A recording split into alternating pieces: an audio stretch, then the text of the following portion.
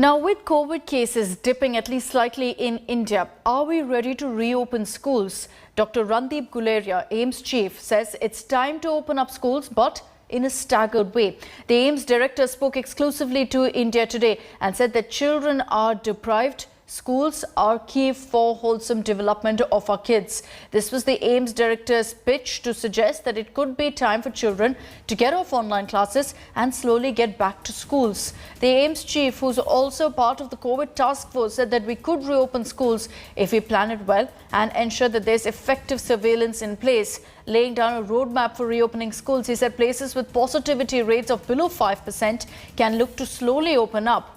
Also, on concerns that have been raised time and again over the virus spread among kids, the AIIMS chief, Dr. Guleria, told India Today that children have had a good deal of exposure to the virus and that many of them have natural immunity in India.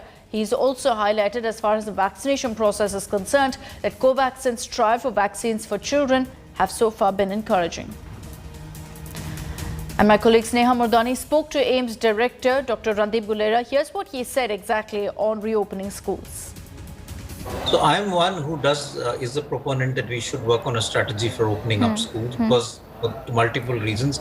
I think opening up schools and having students coming physically has a lot of benefit. It's not only the e-learning, it's the character development, the social interaction that children have at school, the midday meals that many children have, and also being able to reach out to those marginalized children who don't have access to the internet or electronic media and therefore are not being able to attend the schools and have sort of dropped out of education.